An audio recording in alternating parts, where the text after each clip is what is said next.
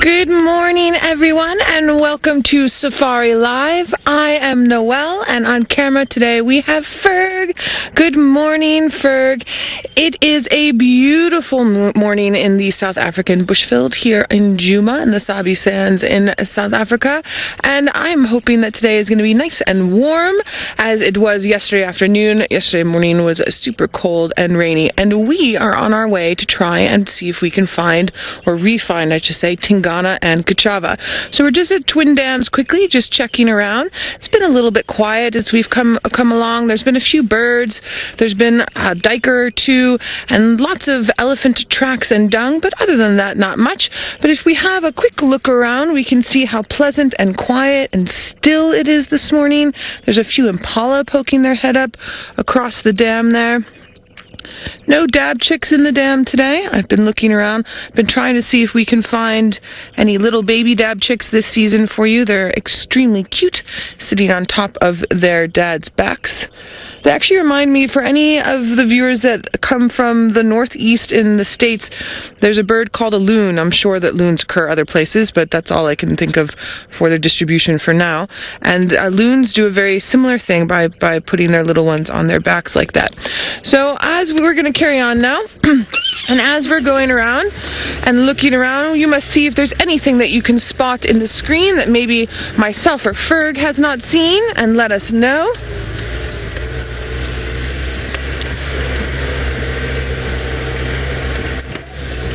Tony Two Toes, you say, good morning, everyone. You're ready to rock and roll. We are rock and rolling, Tony Two Toes. And you would also like to see if we can find Hasana. That's also on the list. First, we're going to check for Angama and Chitwa, and then we're going to head over and see about Hasana.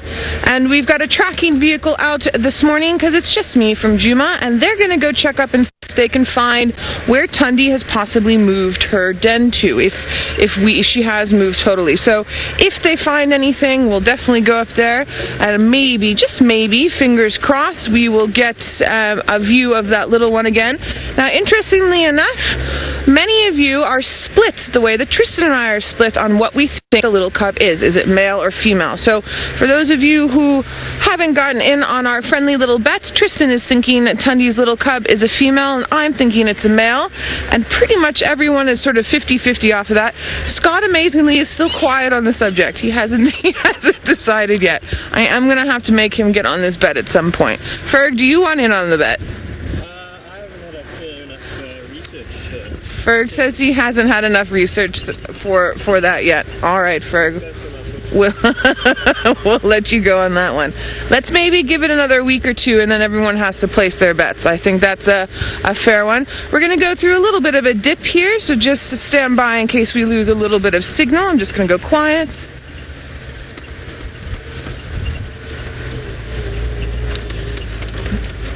There's a couple little spots in the riverbeds where every now and then the dip's just a little bit too much, and our signal gets a little bit funny.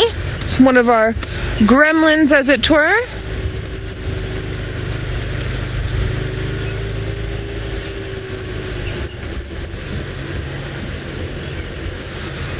Ooh. All right, Karen, you're saying about an hour ago you could hear leopards sawing and lions calling from the dam cam. So our tracking vehicle is going to go check that. Thank you so much, Karen. I'm just trying to angle in a little bit and see where some of the guys went. So just where we're looking now, we just passed by where we saw Tingana, but he's not there. And just where we're having a squiz is where Chitwa went into the drainage line. Now, unfortunately, I can't go south or right to where we are now. It's not our property. But basically, yesterday, Ferg and I started off on game drive yesterday afternoon, and we were slowly bumbling towards Chitwa. And we came up and we could see and hear these impala going completely nutty. And we crept forward, and it was really great because we did it on camera. We crept forward, and they were staring and snorting and staring and snorting. And as we came around the corner just to position right behind the impala, so we could see directly to where they were looking, there was Tingana just lying there, staring at them, and they were staring at him. He wasn't trying to hunt them. He was just trying to see Or I think he was just resting and they were just trying to make sure that everyone knew he was around. And then Tingana started looking behind us and not at the impala, and he wasn't interested in the impala at all. And so Ferg and I backed up a little bit, and then lo and behold, there was a little female leopard identified as a Kachava, and apparently earlier in the morning they had been running around with each other, but we didn't really know about it. And so Ferg and I were super chuffed, and then they sort of stared at each other from across the road. They were maybe about 80 meters, about 80 yards away from each other. And then Tingana got up and started creeping forward like this as Kachava was sitting at the base of this tree. And he crept forward, and then tried to come in closer to her. She jumped up and climbed up to the tippy top of a tree, and he went and smelled where she had urinated and was testing the urine with his organs of Jacobson by doing the Fleming grimace, where they do this and then test to see. And I was thinking, ooh, maybe she's ready for mating.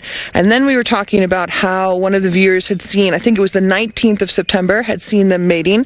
So the leopards are pregnant for just over 3 months. So that would mean that she should be giving birth sometime soon. And just as we were discussing this, she stood up in the tree, and you could actually see behind that she is in fact pregnant. And Herbie was in the sighting with me with his own guests. We all know Herbie. He's one of the guys that does bushwalk with us. And from his angle where he was sitting, he could see her little teats distending, so she's definitely pregnant. It's super exciting. But where we're sitting here, where apparently there was a kill that we never saw because it's, again, someplace where we can't go, I'm not seeing any leopard-like activity at the moment.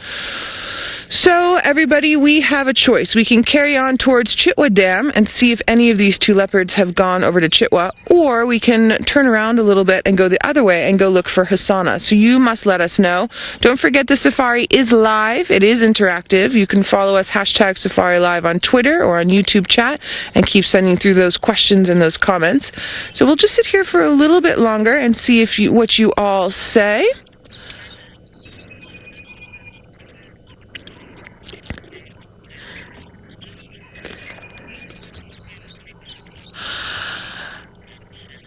Hannah, that's so fantastic. Hannah's saying she's got her last big day of family Christmas happening this morning, and the whole family is watching and sitting there together, and you sent us a lovely photo. Thank you so much.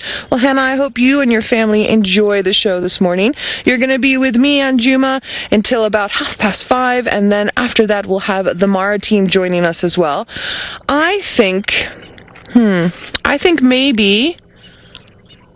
Oh, it's such a toss-up. Chitwa to go look for these leopards, or down to Hasana? Ferg, what's your call? Mine would be towards him. I think Hasana's... No, I think he's in there. You think he's in Little Gallery? Okay, Ferg thinks Hasana's in Little Gallery. All right, Ferg, we're going to go do that. We're going to loop around and go and see.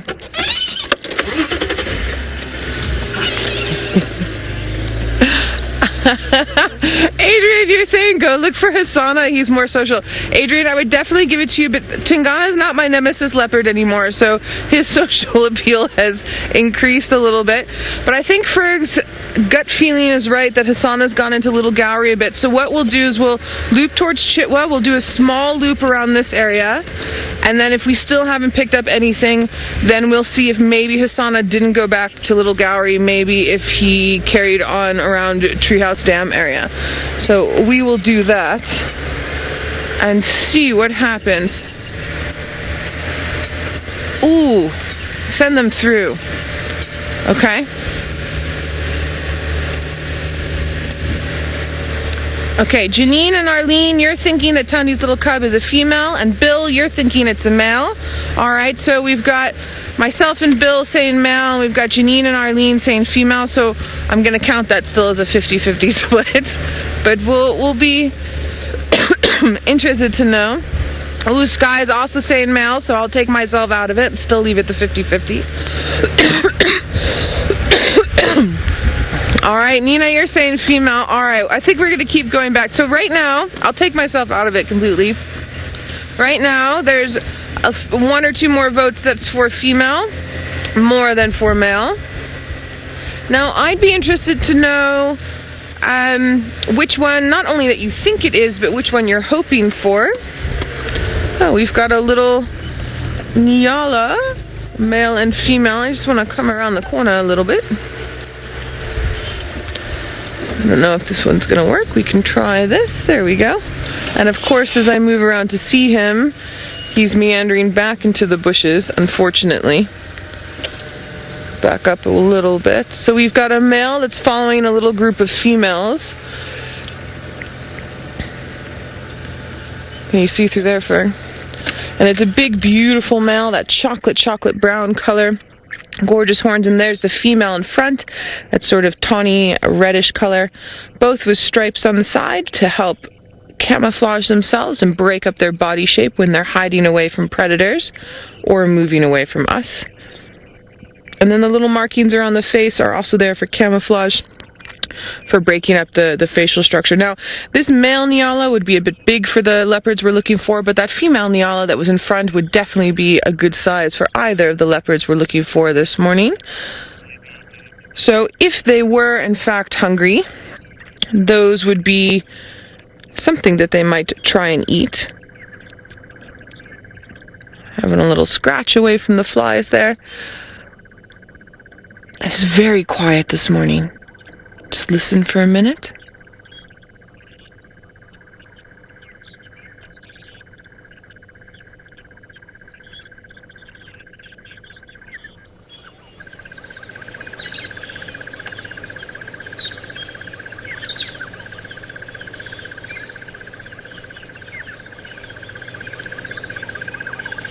Lots of bird calls, but no leopard sawing the side and no lion calling the side as of yet. That doesn't mean it won't happen. Now, another reason why I'm thinking about maybe going to the dam, and I don't know if this played in with Ferg as well, is possibly if they've finished off whatever kill they finished off and they're not by Treehouse Dam, Twin Dams where we were now, that the other closest water would be Chitwa Dam. So we're going to head there, and then there's going to be a beautiful sunrise that we're hopefully going to catch on our way that side. And there's some big, beautiful marula trees that are there to have a look at. We'll see what our cheeky little hippo calves are doing.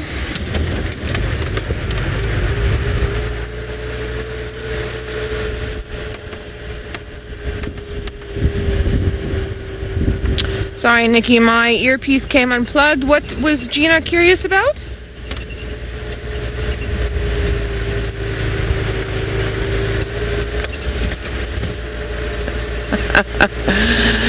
Gina from British Columbia, you're saying you fear it's a male, but more males we do not need. It's an interesting thought, Gina. So we do have a nice healthy population of male leopards here. Would be nice to have a few more females, but there's not a lot of territory at the moment right here for the females. That would mean that Tundi would have to give up a huge portion of her territory for her female cub. Now, for genetic wise, a male is actually a better bet because we have a lot of males here, so that male cub will then move off, become nomadic, and then go somewhere else and possibly go somewhere else and become a territorial male there. And that means that Tundi's genetics and Tingana's genetics are moving farther afield. So genetically wise, it's a good thing. For us, with our characters and our stories, it's a little bit harder when they move farther away like that, but the way that everything is going, remember, unfortunately, they can't all stay here so we can watch all of them. And as nature works and the ecology works, we do need a little bit of dispersal. I do know it's hard when we watch something grow up and then it moves away, but if we think about it in the grander scheme of things, it is actually a good idea. Okay, cheeky little leopards come out. Now, I don't know if Murphy's going to allow us to have more leopards after our drive we had yesterday with Kachava and Tingana and Hassana.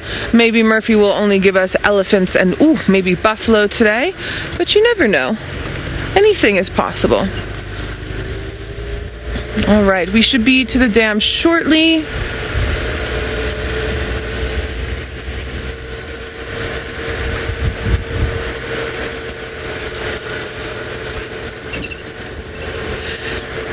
Yeah, Bill and Sky, you're saying that you just hope that the cub, whatever sex it ends up being, just makes it to maturity and then moves on. I think that's a good one to say. It's kind of like when humans have babies and you say, do you want a boy or a girl? And a lot of parents will say, we just want a healthy baby.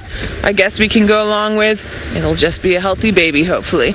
Still has a ways to go. I mean, she's only 6 weeks, 7 weeks old, she. Ferg is telling me to stop because he has got, he wants to do, Ferg's working. I love this thing that Ferg's doing recently, where when we drive, we drive a little bit slower and then he pans around so you can see what we're seeing. And that's the sunrise that's coming up over Chitwa Lodge and is absolutely beautiful.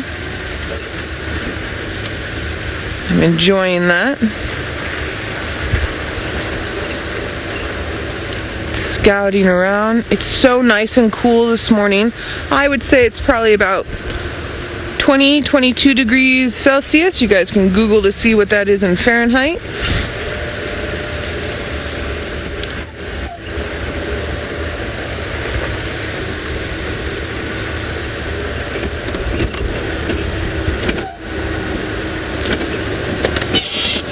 Lisa, thanks so much for your question. Lisa, you're curious to know if there's any updates on the Inkahumas. The last I heard about the Inkahumas was that they were over by, it was either Simbambili. No, that's the wild dogs went towards Simbambili. I got a whole list yesterday from one of the guides. It wasn't in Quarter. It was Safari Camp somewhere over to the west. That's where the Inkahumas were, as far as I understand that.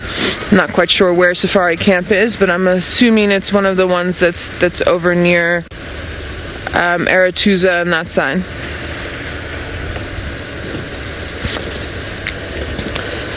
Anna Marie, you'd like me to look for southern ground hornbills? We can definitely do that. They've been around camp on and off for the past couple of days and making their hoo-too-too-too sounds. All right. Ferg's got a plan. It's beautiful here. We have impala, we have waterbuck, we have guinea fowl. We've got beautiful magical light hitting off the dam there. There's some hippos in the dam as well. Thanks, Steph. Steph saying beautiful work, Ferg. As always, yes indeed.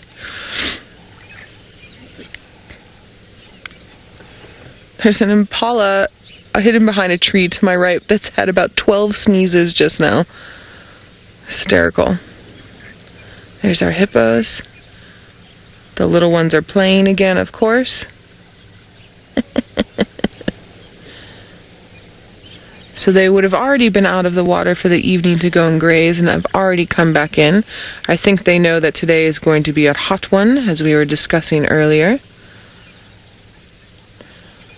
Now, I've found that when the days seem to be getting warm earlier, that what you see is you tend to see a lot of the wildlife coming down to have a drink earlier than they would normally would, and they're basically doing it so that they can get their water resources in, their water supplement in, before it's too hot. But they're then running the risk of being eaten by a predator, because this is still cool enough for predators to be moving around. So it's a big toss-up. Now, what you'll see with that is a lot of the herd species, like the impala that we have here and the waterbuck, will do it together in the hopes that when they do it together, it will mitigate the chances of them being eaten, because there's so many of them around to see if anything creeps up behind them. How beautiful is that sunrise?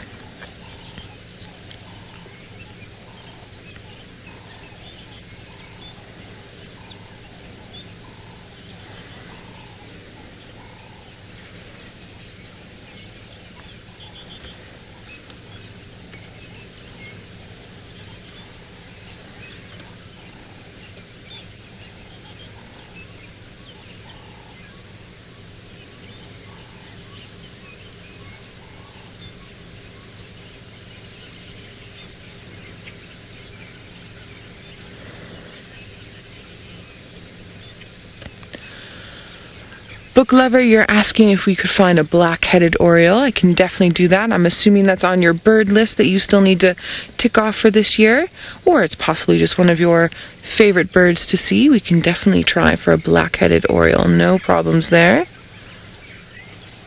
Gorgeous Ferg. I like it.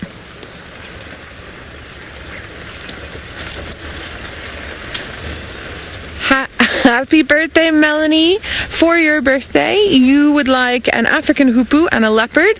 All right. I've got quite the list today. Black-headed oriole, southern ground hornbill, African hoopoe, leopard. We will definitely do our best. Good spread. It is definitely, Ferg's saying it's a good spread. It is a good spread.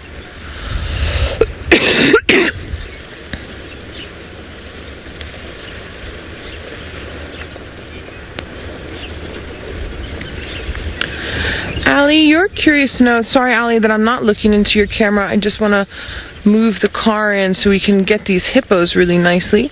Allie, you're curious to know at what age will we be able to actually determine fully the sex of Tandi's cub. Now, Allie, we're starting to see signs slowly now, but basically we need to wait, I would say, another month for anything to drop that needs to drop. So basically for the testicles to drop if it is a male. And if they're not there, then we'll know that then it's a female. So I think a month, even 2 months would be a good amount of time to wait. And we just had a beautiful view of Chitwa Lodge there in the background, and now we have our cheeky little hippos. There's I think one of you called it a little brat yesterday. He's such a little brat. And he's still playing with the larger ones. And Mom's still looking on and still being overprotective. I'm just really enjoying the colors that are peeking through the water here with this sunrise we're getting. And we've got some wonderful red-billed buffalo weavers that are calling up in the tree there.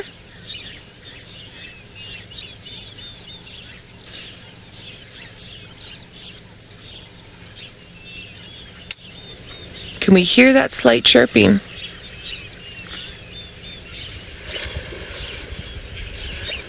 Gorgeous.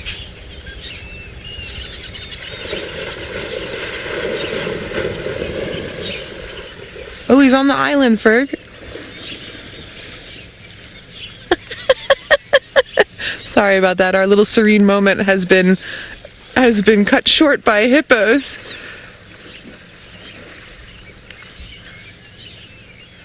And Mom's coming out. She is going to lay down the law just now. There's our hippo out of the water, which we don't always get to see. Several hippos, our little pod.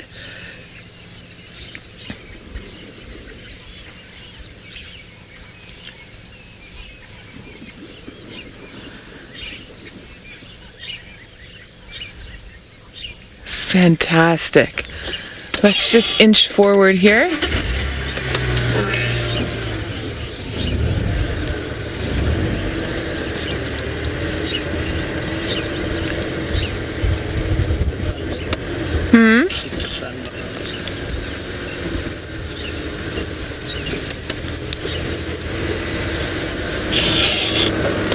Brian, you would like to know how deep the water is here.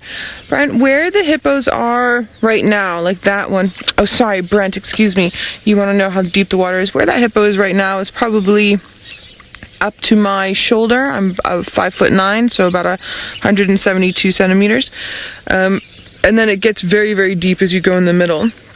But where the hippos are resting and lying are on little islands. They're basically resting themselves on land in there. Hippos bounce or walk on the bottom of the water, and they prefer to be in the shallower ends, but where they can cover their bodies as well. Although that being said, I have a friend that I worked with up in Zambia.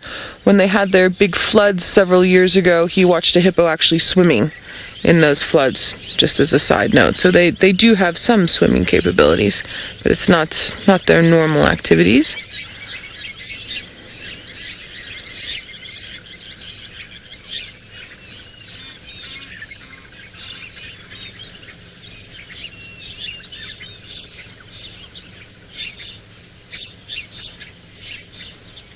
Very serene here this morning.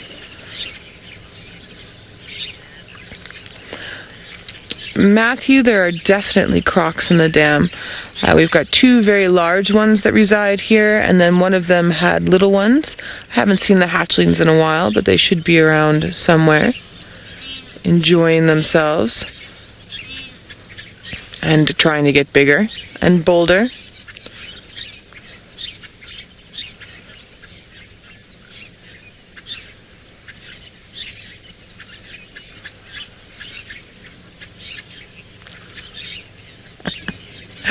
Kim, I have not heard the monotonous larks yet. I love a monotonous lark. They always remind me of where I used to work in the Northwest Province. I haven't heard them yet this season, but they should be coming soon. And when they do, trust me, we'll love them for about a week or two, and then we'll be over them. Their call is very monotonous.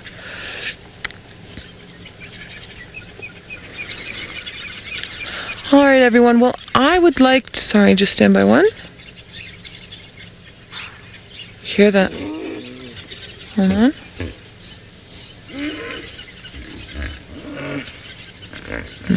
No, I was thinking I had alarm calls.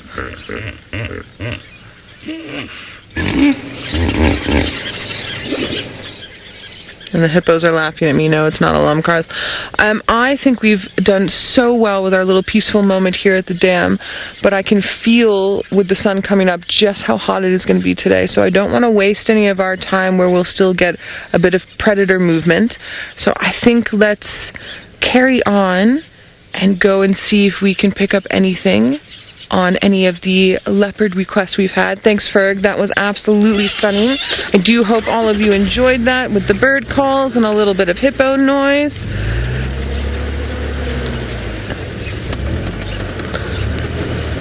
Got lots of impala that are coming down, or away, I should say, because these ones already drank, but there's more coming from the other side that have not had a drink. Oh, hello. Thank you, impala. Every time I want to stop and show the rocking horse motion, you all stop as well. Hold on.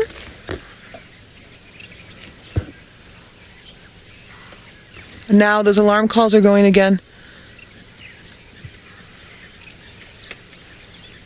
Okay, guys, I'm gonna rush because I can hear impala up in the side here behind where those ones were doing the rocking horse. I can hear them going pretty crazy. There he goes. And it's not far from where we had Tingana 2 nights ago. Sort of up in this direction. Stay with me, let's see what happens.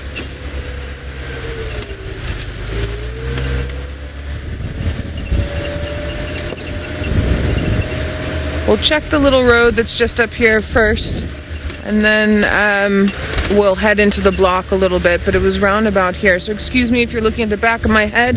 I don't want to miss anything. And who knows, maybe you guys will see with the camera itself and spot before we do. It happens sometimes. Just hearing there's something running there.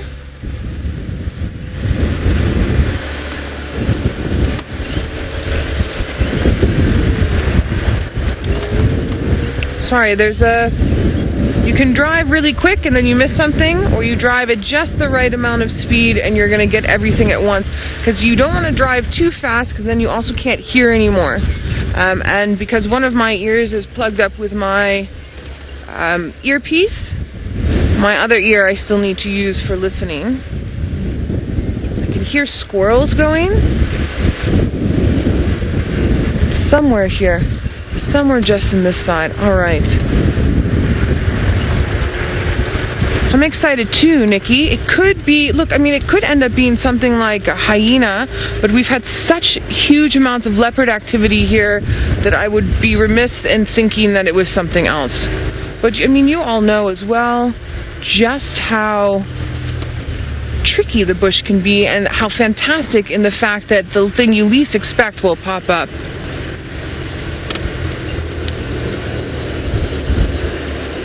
K6, you're curious to know what birds I hear alarm calling. I'm so sorry, sweetie. I was actually hearing I was hearing impala alarm calling. That's the alarm call I was hearing. I just want to sit and listen.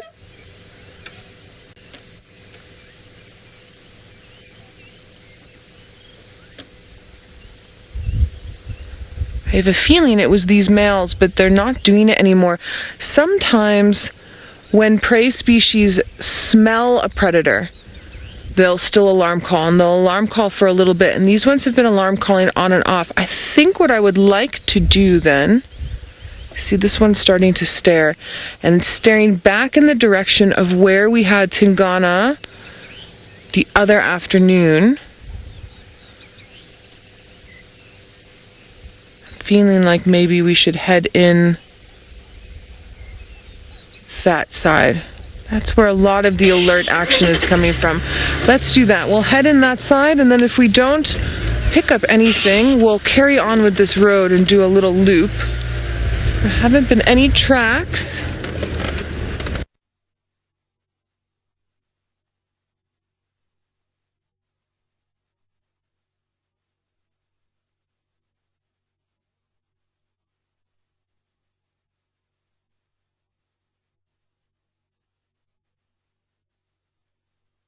It does happen from time. The gremlins are poking out their nasty little heads. We haven't found what the alarm calling was from, and the alarm calling of those impala have also stopped. But I'm still just checking the peripheries around that area for just in case we have anything lurking about. Oh, we've got a confusion of guinea fowl on the road. I love guinea fowl. Oh, and a beautiful bird of prey as well. Let me just pull forward just a little bit. Okay, so we've got our confusion of guinea fowl, or our rasp of guinea fowl, on the ground here, meandering over, and I wonder when they're going to recognize that there's a bird of prey just up and to the left of them. It should happen soon. There he is there. Let's check and see. Looks like a Wahlberg's, where that gape is, but let's just triple check. So a Wahlberg's, an eagle, and a tawny eagle can sometimes be confused with each other, so I just want to show you what we look for just to decide. So a tawny eagle's feathers will usually come down past the tail feathers when it sits, and you can see there, from what I can see, the tail feathers are pretty much in line with the wing feathers, and the tail feathers are pretty much in line. And then there's a thing called a gape that's on the side of the face there, that basically from the mouth and that stretches backwards. With a tawny, that will go sort of behind the eye, and with the Wahlbergs it stops sort of mid of the eye, and you'll see when it turns its head back that gape is stopping sort of mid-eye. But with a dark morph Wahlbergs and a darker morphed tawny, the coloration is very similar. So those are the two things that we would look for in silhouette. Absolutely gorgeous. And then if we want to have a look in the book here, just so you all can see what I am talking about. There we go. Here's my trusty bird book. We've got the Wahlberg's eagle on top. This is the dark morph. We also do get the pale morph here. Okay, these two, but you can see that coloration is very similar. You will also get a buff morph of a Wahlberg's, but a buff morph is going to be reddish and not as dark as this one we're looking at. And then if you come down to the tawny, here's the tawny here. You get the dark morph, and there's also the medium morph. The juveniles sometimes get a pale morph, you can see down at the bottom. This one is rare. I have not seen this one often, only twice, and I've never seen the rufous morph, so that's still on my list. But these two are the ones that you would normally see. And then you can see when it sits, you see how the wing feathers come past the tail feathers there, and then there's that gape we were talking about going past the eye with the tawny. The tawny is also a little bit bigger than a Wahlberg's. A tawny is going to be about 76 centimeters, and a Wahlberg's going to be about 60. And then if we come up towards the Wahlberg's again, you'll see where that gape goes to the mid-eye. Okay, so that's a Wahlberg's eagle sitting up inside that tree. Absolutely beautiful. Lovely little silhouette. All right, let's carry on looking for our maybe leopard.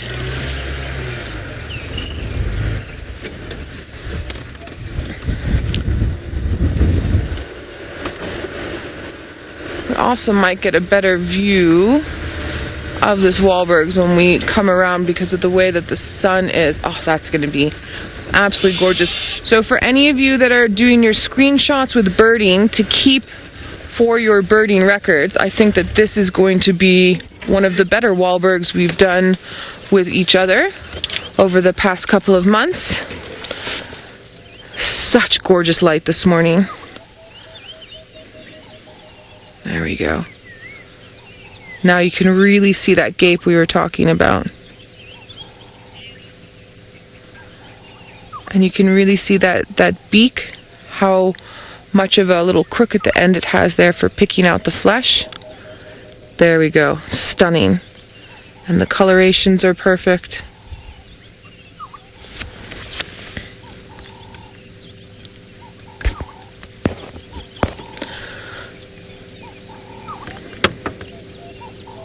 Absolutely gorgeous.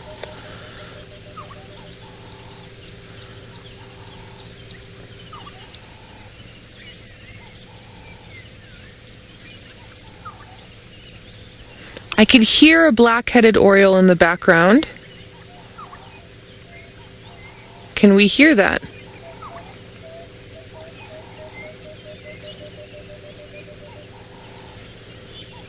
Now, of course, it stops.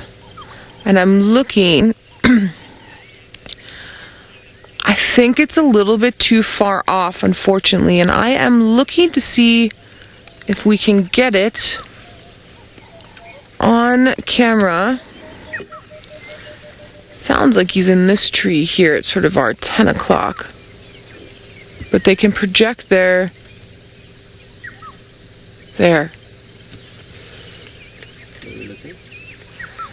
Just about here. Alright, we are going to keep searching for this black-headed oriole. It was one of our requests this morning.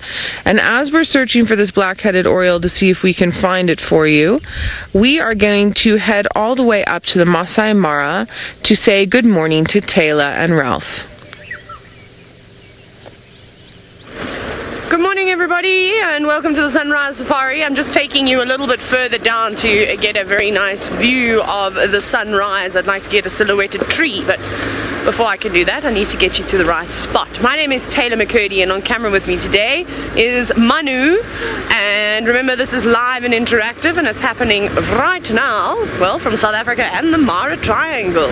You're just going to have to bear with me for a moment as I head down the escarpment road. Made a little bit bumpy, but I'm trying to get down as quick as possible.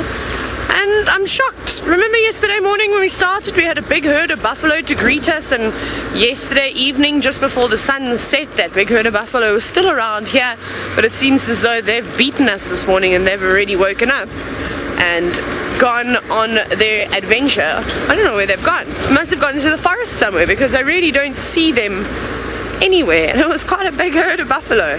I do see some dung every now and then on the road, but unfortunately it's not like the Sabi sand where the roads are particularly sandy. And you can see which direction they walked in. Not this road, I'm afraid. Okay, we're almost getting to my favorite spot. Let's Ferrari Safari there, just because there's not much around here at the moment. Whee! How exciting! It's not cold today either, which is quite nice. The last couple of mornings it's been quite chilly, but it is going to be the most spectacular day today. I think we're going to have a little bit of wind towards the end of game drive. No, Manu, that's not the tree, it's the next ones. Okay, hold on. Let's race there quickly. It's a good way to wake up, do some rally driving. Not actually going that fast, sorry to disappoint you all. I'm currently going 35 kilometers an hour. Blitzing off, if you will. It's the best way to start the day, I promise you. As this road can be as bumpy as it likes, but the view that you get from the top of the Olololo escarpment coming down into the triangle is honestly one of the most amazing things. I'm gonna try get a cool tree. I just need to get down to these ones. This is where I'm going, because hopefully the road does dip slightly, so we should get a bit lower and maybe be able to get some nice silhouettes. We'll try, so that you can all get a new screensaver for the new year. Okay, everybody ready? We're almost there. What about that, Manu? I maybe didn't hit the brakes quick enough though. But that's quite nice. I think it's quite nice. With the Balanites trees. And that's one of the most... Oh no, the gremlins have got our camera. We have to reboot our camera, Nikki. It is frozen. No! Not now. Why? When we're about to show you the silhouettes. Oh, are we back? No, we're going to have to reboot the camera, I'm afraid. As there are some serious gremlins attacking it. So what I'm going to do is, while we reboot the camera, and hopefully we'll get another opportunity to do a silhouette, maybe tomorrow morning, going to send you back down to South Africa, where the gremlins seem to be attacking Noelle, but perhaps she can show you her anti-gremlin dance.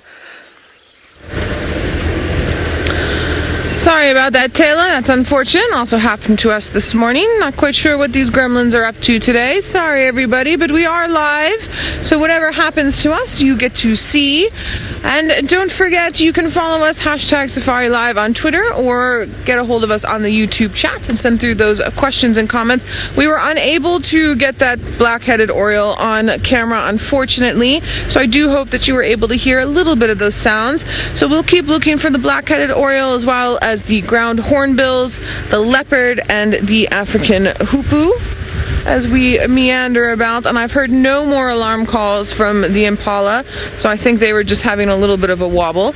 I just want to go check the Chitwa airstrip. That's also a place where a lot of leopards like to be, and see what's potting up that side. And also see about any of our elephants that might want to be around. I feel like looking at a big herd of elephants with lots of tiny little babies today. We'll see what we can do. And as it starts to get just a titch warmer than it is now, we're going to start getting some amazing bird life. So Taylor is busy trying to get you a beautiful silhouette shot, and it seems as if her gremlins have moved on for now. So let's head back up to the Masai Mara to her and see if we can manage to get that beautiful view for all of you.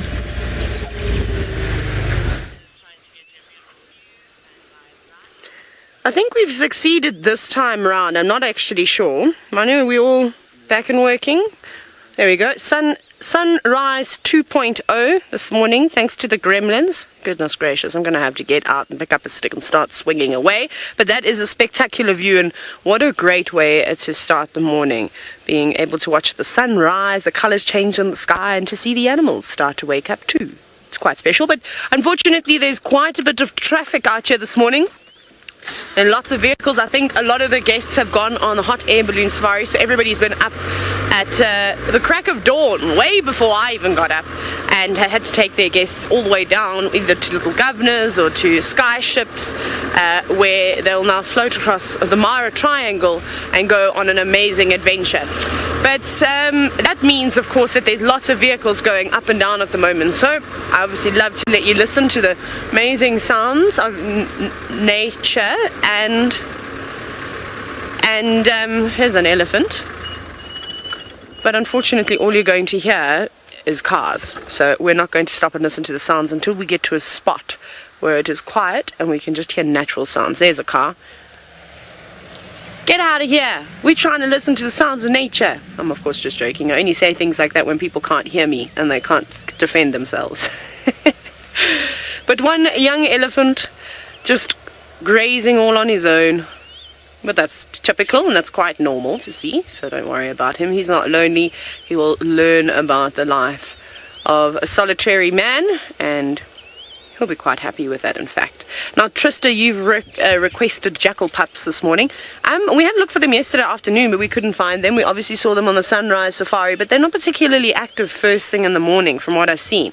They spend most of their days out foraging, and they do a very good job at it too. They're quite busy, just like this elephant, and constantly on the go, constantly looking for food. But then they seem to enjoy their sleep in the early mornings, and they cuddle up against one another to keep nice and warm. But let's carry on. If we want to see the jackal pups, well, we're very far away from them, so we've got quite a bit of driving to do, and I want to head into the marsh where we have got a relatively good chance of seeing some lions. So that's the plan. I don't know where all the cats were yesterday though, but that's fine. They had a break, nice day off, well, at least for us. Maybe the other guards got to see them, and hopefully, just hopefully, they'll be out today. Bye guys, thank you you so much for your dust. Now we have to wait for the dust to settle, and now we also have to go through this.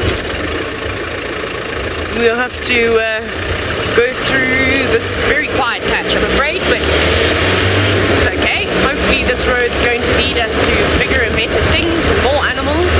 Again, for those of you who have just joined us for the first time, at the moment there's a couple of quiet spots in the triangle. Actually, there are a lot of quiet spots in the triangle at the moment, so you can kind of drive and drive and drive and drive for 10 minutes, 20 minutes, 30 minutes and not see a single thing, but the odd bird very quickly bouncing up from the grass and then ducking back down again. So it's a bit challenging, and we just need to try and find out where the new hotspot is, where all the animals have gone. It comes and goes like that, of course, like waves. Sometimes it's busy, and we had obviously about 3 or 4 days of action-packed drama in the marsh with various lions killing hippos and then killing warthogs, then being chased by buffalo. Amazing. So many different things. Hyenas swooping on in, vultures. We also need to go and, I don't think we'll do it right now because I want to have a look to see if there's any lions and things around and see what those jackal pups are up to. But we must go back to that spot where we think we either saw a black kukul or a red-winged starling. We need to do one of those. So yeah, that's the plan, I think. We hope. That's my plan. Whether nature will follow me, I'm not sure. But here we go. And then also you can see that's nice. That's dust and a little bit of fog. That's a nice mixture we've got going on over there. And from all the cars, I might disappear for a while. I might not be able to see me, but don't panic. I'll get a whistle and just blow it every now and then. It's like Titanic. Lost in the fog. On the door. Jack! Jack! Come back! I think I've been watching too much series now. Alan, you said that you're waiting for me to start sneezing.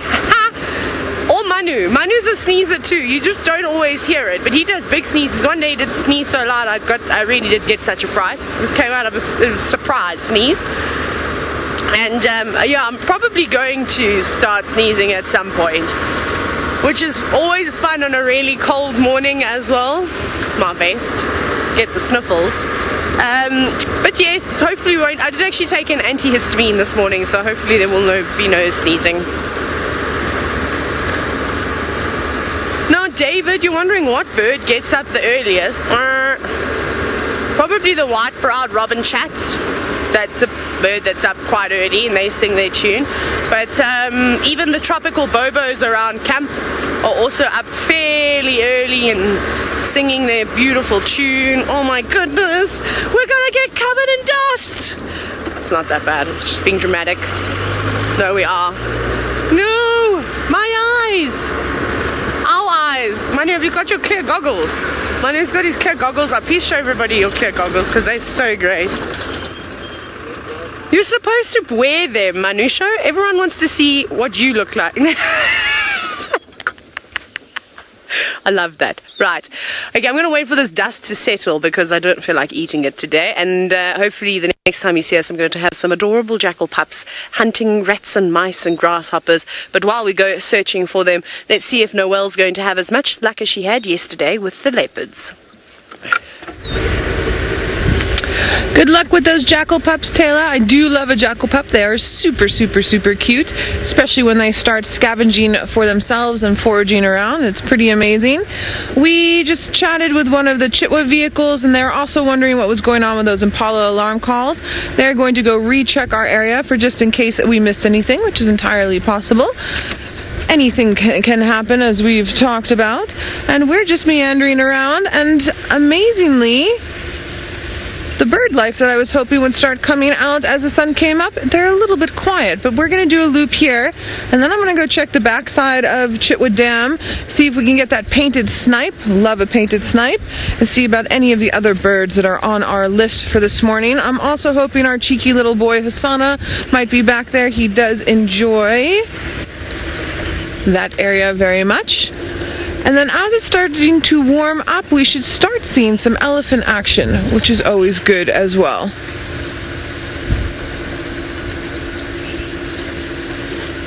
No tracks yet today.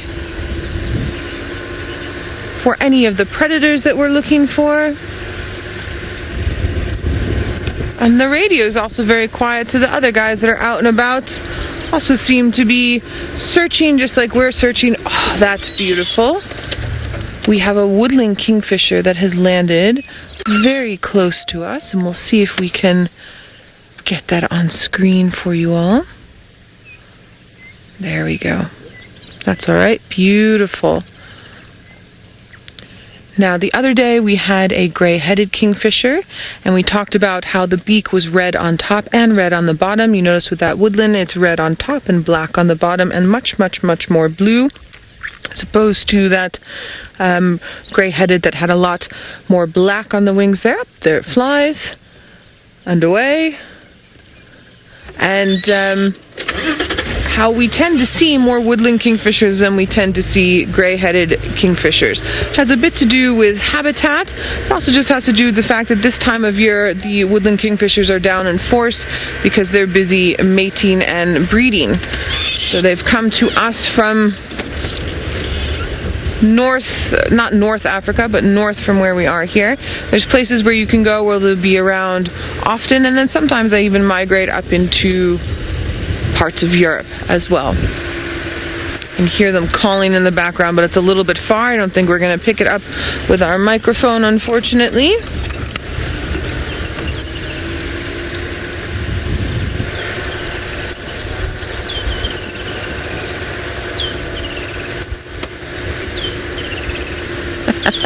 Ashlyn, that's a really great question. You're curious to know, what do elephants do at night? Elephants continue on moving, and oh my goodness gracious. Elephants continue on feeding and moving throughout the night. Sorry, we were just dive bombed by 2 woodland kingfishers. Yeah, no, they've gone away. I don't know if anyone saw that quickly come past the screen, and there was a whole symphony of woodland calls, but it happened very, very, very quickly. I was hoping they would come back around, but it looks like they're maybe chasing each other, possibly a male chasing another male off away from a female that he's attracted to. So I guess elephants will rest during the heat of the day normally. Oh, we've got a woodpecker. Straight up. Looks like a Bennett's woodpecker. Can you see where I'm looking, Ferg? So if we go straight in from there. Oh, and they flew off just a little bit. Let's see. That's okay, Ferg. Let's see. This tree has just attracted all sorts of birds. Now we've got our woodland back.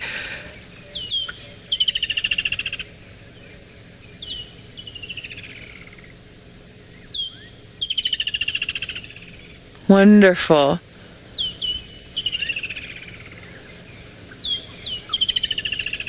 I love how their whole body shakes when they call. Thanks, Ferg. We'll see if we can get that woodpecker up ahead. So elephants usually rest a little bit during the heat of the day. They don't necessarily sleep for very long. Their metabolisms are not that good, so they need to feed constantly. Now, I saw that Bennett's fly somewhere in here.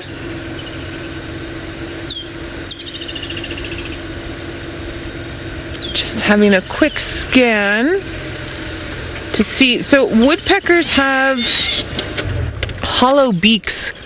So when they tap, tap, tap, tap, tap on trees, they're not hurting themselves. And they're looking inside of these dead trees for insects to pull out. My thought was that they were possibly went to this dead tree here, but I'm not seeing and or hearing it anymore, sadly. Just listen for a minute.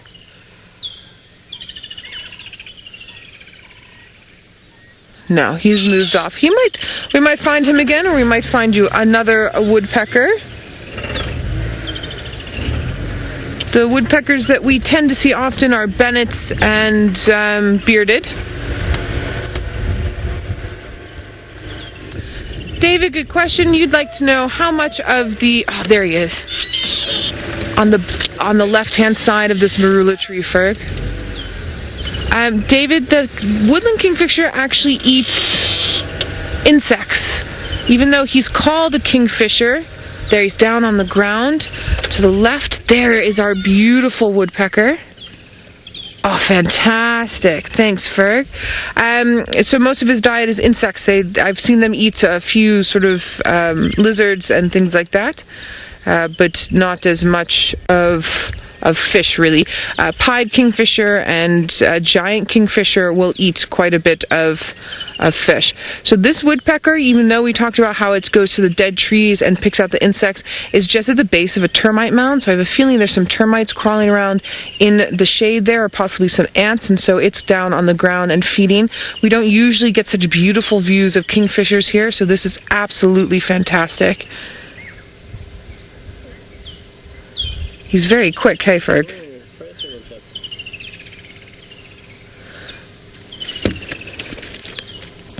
Look at him, flicking up the dung to get into those termites.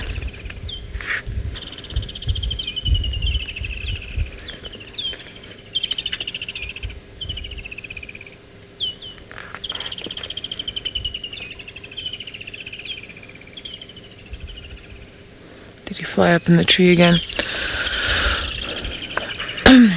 So this is the Bennett's woodpecker, Nikki, and I've just got the book out just so I can show everybody. I think he's gone. We'll keep an eye on him, see if we can see him again. So we get the Bennett's woodpecker, which you can see here. It's got a little bit of a golden bit to the tail, and then up into the green, and then quite red around the face here. And you'll see down here with a bit of a spotting and a little bit of black and a little bit of red for the female. The ones up top were the males. You can see that there. So I'm guessing that one that we were looking at was the female. Sorry, Ferg. That was bad narration for your camera work. Excuse me. All right. And then if we pop over to the left, this is the golden-tailed woodpecker, which can be sometimes confused with the Bennets. Their calls are very different, but the golden-tailed has stripes as opposed to as much spotting as the Bennets has. Then if we come down here, the other one that we see often here is the bearded woodpecker, but you'll notice that it's a lot more black. The red is only in front on the male, and then it's got darker green and less of this golden parts coming down. So that to me looked like a female Bennet's. That's what I'm going to go with for today. Oh, that was great. It's always nice when we find something and then manage to get it on screen for you. It's very much, trying to get birds on camera for you is also very much like trying to, when I've got guests with me with binoculars, because sometimes you'll see something and then it's okay, it's here, and then once you finally get it, it's magic. And that one gave us a really beautiful showing of how they forage on the ground. And maybe we get lucky and we get another one and we can see how they rat-tat-tat on the trees and pull out the insects.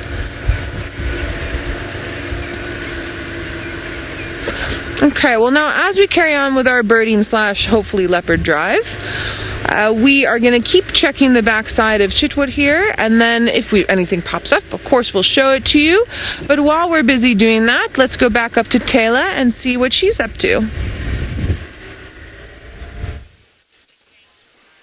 Good luck with your birding, but look what we've got. We've got the jackals, but this is not one of the pups, it's one of the adults. How cool is that? Because we've been talking about the last few days how we haven't really been seeing the adults at the den, but there we go. But it's not going off on an adventure, probably just going to look for something to eat. Jackal pups, come here. Come to your second mother. They were playing around too. They're just, you can see them just a little bit further away, but maybe as that adult goes off, perhaps they'll come back. There's going to be a tackle, I think. There's one just racing around. What are you doing? Look at it go. Very fast and playful this morning. That's exciting. I think they're quite happy that mom and dad are home. Caleb, you're wondering if there's only jackal in the Mara. No, you actually get jackal all over Africa. We see them down in South Africa, so maybe Noelle can try and find you some jackal. She could find you even a side-striped jackal too. There seem to be a few of them around. However, these are black-backed jackal. And there's all 4 youngsters too. We haven't seen all 4 pups together for quite some time. So just in case you were worried that one had unfortunately fallen victim to something, it hasn't. It's still here. No, you guys are going the wrong way. I think they're inquisitive now and they want to follow that adult into the distance, and they will start doing that too.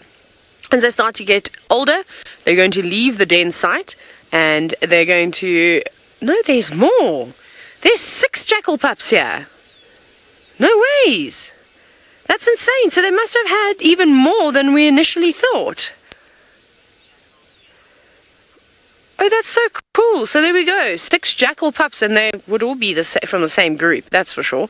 Janine, you're wondering if jackals can get worms? Most certainly. You'll find that tapeworms and roundworms and all sorts of other worms will be normal in any of these animals' stomachs to some extent, a small quantity. It's impossible for them to not get infestations. Oh my goodness, look at them go. However, they're a lot more adapted to having these parasites than, say, you and I are. They're on the go. I can't believe that there's 6 though. That would explain. Although those 2 look quite... Let's see, we'll have to have a look when they all stand together to see if they are from the same group, but I've never seen it where we'll have too many more. Maybe there's 2 families that are living quite close together and they formed a communal den. That's also possible. But there's definitely 6 little ones here. Almost said ses, which is in Afrikaans. I don't know why I'd want to be speaking of... Oh, because last night we were trying to remember words in Afrikaans. It was quite a funny conversation. But yes, I almost said ses, which is 6. Off they go. Pouncing, chasing after one another. Actually, I just want to have a quick look with my binoculars. I just want to see something. I wonder if it's those 4 and then these 2. No. There's pups here of... They're similar ages. Maybe you'll just find there was another adult that was... Actually, there was another adult that's just run into the bushes. Just double checking. It's a bit confusing with so many of them. Maybe it was just them and the adults. I'm confused now. That one at the back, though, is maybe the female, because she didn't look as big as the first one that we saw, but you can see she's got full adult coloration, however. Maybe it was just mom and dad running around here, and in the distance and in a group, it looked like all of them. As you can see, there's a clear size difference there, much, much bigger, so those must be the adults. So I take it back. There's still only jackal pups. I just got very excited. It's just that both adults are around. Maybe they're showing them where they should be looking, where they should be hunting. And what I was going to tell you before my ADD kicked in was that they are going to start following the adults out and going on proper searches. Ooh. Now, Stanley, you're wondering if jackals would ever be able to get away from a wild dog. It's going to be tough. We obviously see quite a bit of conflict between hyenas and wild dog. However, hyenas bring it upon themselves. I don't think that the jackals would go and mess with wild dogs. I think they'd stay out of their way. They'd possibly come through and help with a cleanup. Not that wild dogs leave very much when they devour a carcass. They kind of take it all in, except for a few bones here and there. But no, in terms of speed and things like that, the jackal would find itself in a little bit of trouble. So I think they know best, and they just try and avoid them. But they're quick, though. Look at them. I mean, yes, these are pups just racing around. They're quite excited. Can you hear that hyena? My nose are too far away. Now it stopped calling. There was a hyena whooping in the distance. The hyenas have been going crazy since last night. It's been amazing. So I don't know what's been going on. So this is actually quite exciting. This is the first time we've seen both adults at the den with the 4 young jackal pups, and it does look like they're being led off into the distance. Maybe this is a first time for them. Maybe they've been out on, going to explore the Mara before, but this will be very valuable time for these young jackal pups, is now to go out and learn from the best. And then they go. But at the moment, you can see that they're quite distracted. They just want to play with one another right now. But they're very excited that mom and dad are home. Plebeian, you said, is this a play date for kids? It kind of looks that way. Actually, I think it's supposed to be a lesson. So theoretically, it's like an outdoor excursion. You know, when kids, you go on those school trips and a field trip. That's exactly what's happening right now. And of course, the jackal's not listening. So the adults are kind of acting like teachers. Keep looking back, saying, get in line, single file, everybody, one behind the other. I bet that's what's happening. But they just cannot help themselves but bound about because their bundles filled with energy. They're so sweet. And if it wasn't for the adults here, I'm sure they would have been curled up just like they were yesterday.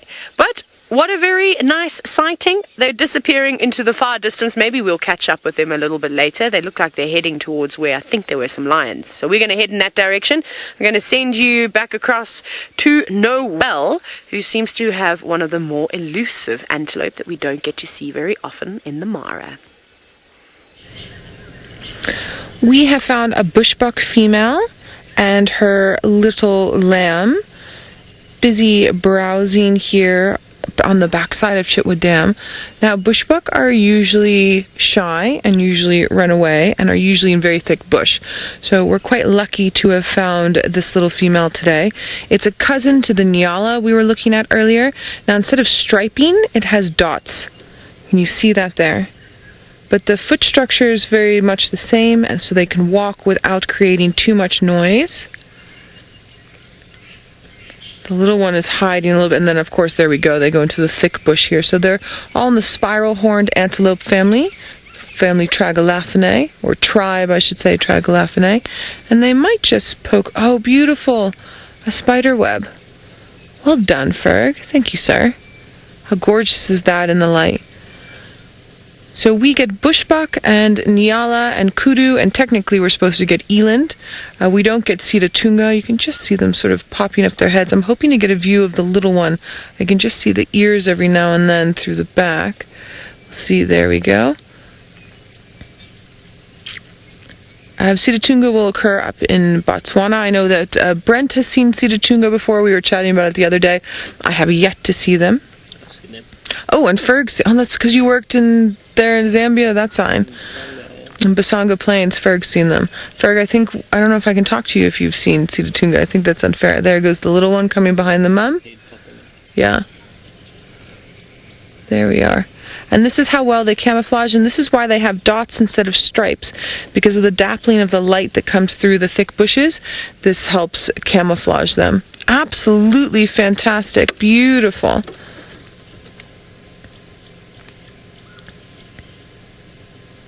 Just barely see them poking through there. A little bit of an ear twitch. And this is what it would be like for a leopard looking to hunt these bushbuck, is he would be seeing these little bits of movement through the thick bush there, and then stalking them around this thicket. If we were a leopard, that's what we would be doing. Gorgeous. Alright, let's carry on through our little cove here and see what we managed to find other than our bushbuck.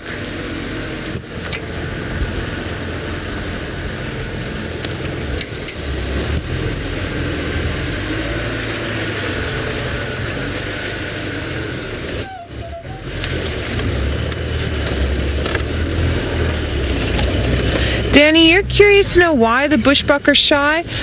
Danny, the bushbuck are shy just because of where they tend to like to live. Is very, very thick, and so they're constantly hiding themselves. And so they're shy because once they've been seen, the whole point of them hiding, it's a moot point. The jig is up, and it makes them uncomfortable. Ooh, what just flew there? Yes, land where... Oh, that's the snipe. That's the painted snipe, Ferg. Did you see where it landed? There, go zoom in there.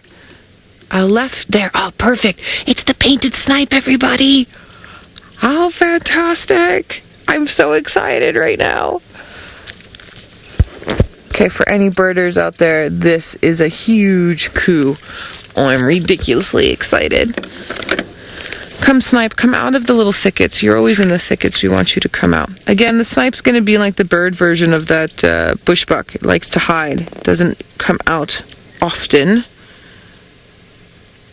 And we are so lucky to have gotten this here.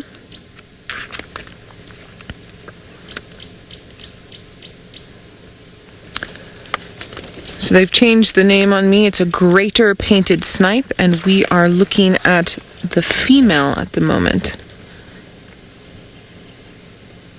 Come out, little lady.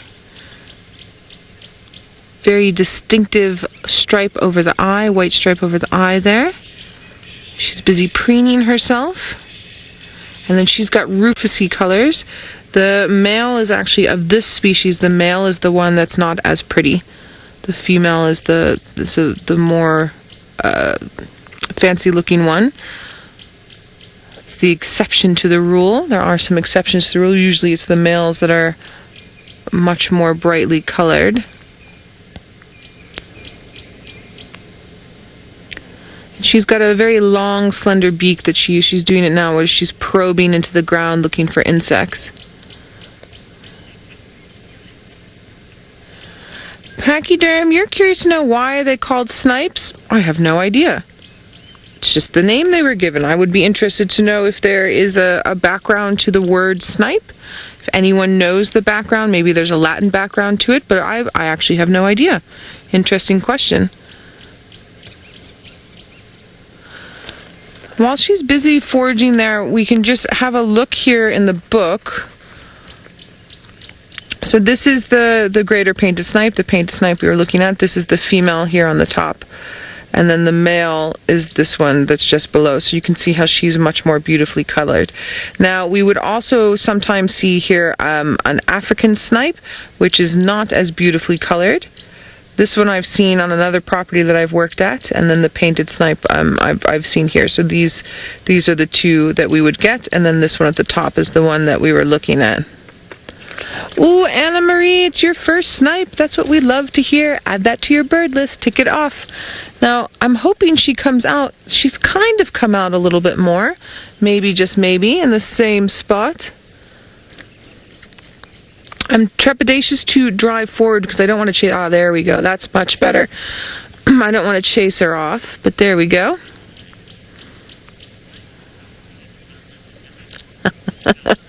Starlight, interesting question. You want to know why is it bouncing its bum up and down? Sometimes they have body movements like this that are meant to attract other birds of their same species, and sometimes I feel like it's just a tick that they do. So maybe she's trying to balance herself as she goes down and pecks, and then she comes up and then does her bum, or there's a male around and she's saying, hey, look at me. Those would be the two thoughts I would have behind that. Other than that, I don't really know. It is an odd behavior to do that.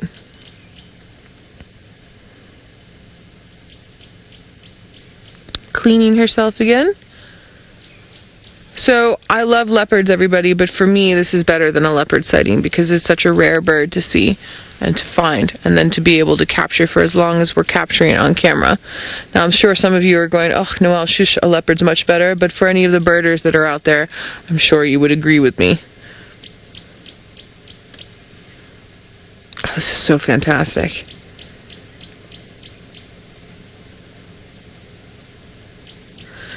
When you get either mammal species or bird species that are elusive, to be able to not only see them, but to be able to see them for long periods of time is really such a good feeling. So, for instance, many years ago, I had a guest who'd been going on safari every year for 18 years and had never seen a leopard. And on her second night with me, we managed to find a leopard, and it is just such an amazing feeling. It's the same with birds. If there's a bird that you've been looking for forever, especially if you know that you're going to the correct areas for it, and finally you get that sighting, and finally when you do get it, it's a nice long worthwhile sighting. It stays with you forever.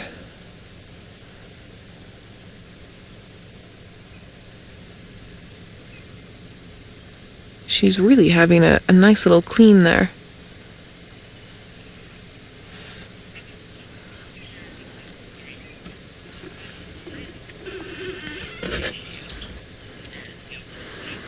Stanley times 3, you're asking which bird has the highest beak to head ratio?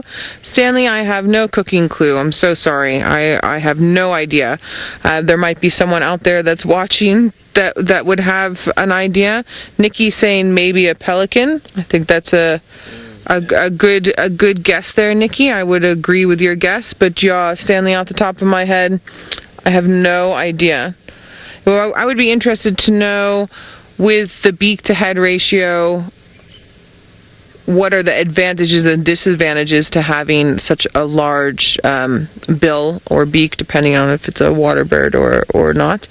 I know for this painted snipe, for instance, her long, slender beak has to do with how she feeds, as a pelican's would have to do with how they feed. Interesting. All right, we're going to leave her in peace. That was absolute magic. And we're going to carry on with our leopard search and also trying to look for other birds that were requested on our list.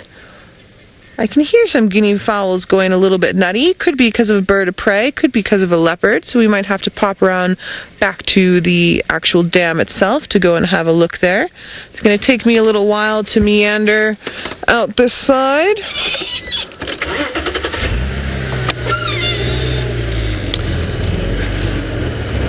Don't want to get stuck in the marsh. Oh, painted snipe! Super exciting.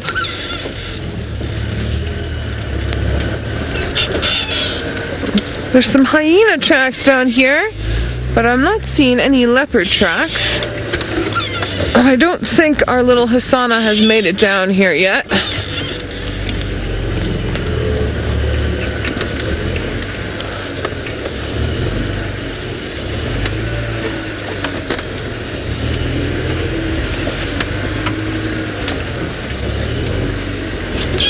Sorry guys, just concentrating here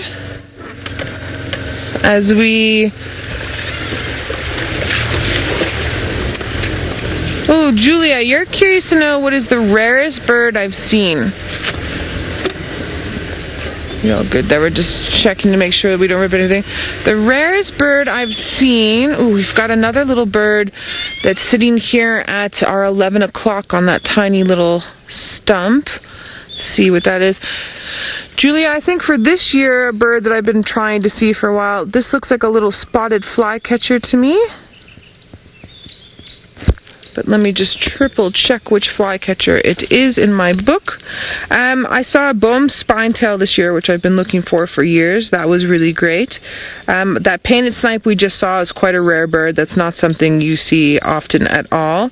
And then several years ago, I went with friends down to St. Lucia area, down on the southeast coast of South Africa, and we got a green malkoa, which is not an easy bird to see either. I think off the top of my head, those are probably some of the more rare birds, but also the rare is all relative. It depends on where you work and what area you're in. I mean, there's some sugar birds and sunbirds that I've never seen, but I've got friends that work in the Western Cape that managed to see them. So here we go. Here's the spotted flycatcher here on the right-hand side. I'm pretty positive that is what we just saw here, with the little bit of striping and that gray mix, black little beady eye, and it's a tiny little bird, and it's a bird that we see often in the summertime.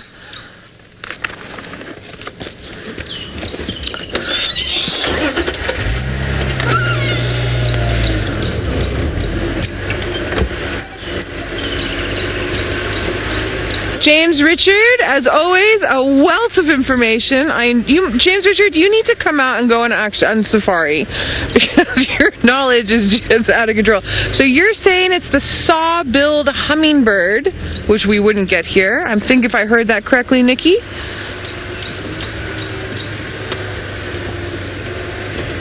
I'm having problems with my comps. I think, James Richard, you said it was the saw-billed hummingbird that has the longest beak-to-body ratio, which would make sense because a hummingbird has a teeny tiny little body, and their bills have to be extra super long. We've got a spider web in front of the camera, Ferg, I think.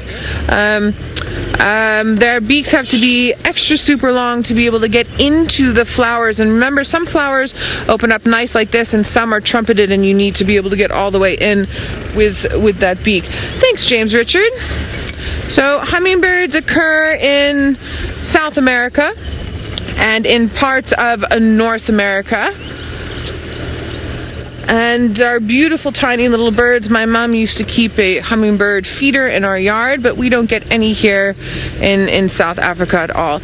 All right, while we carry on with our bird/leopard search, let's head back up to Taylor in the Masai Mara and see what she's getting up to in that beautiful ecosystem.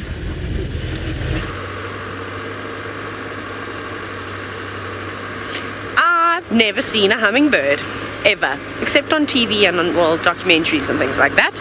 But that would be quite a cool bird to see. Now I was thinking, what about in Africa? What would be the bird with the longest beak to head ratio? And I'm thinking about that bird that Tristan wanted me to dress up that one time, which we didn't do. We'll have to do that in the new year. That'll be my New Year's resolution.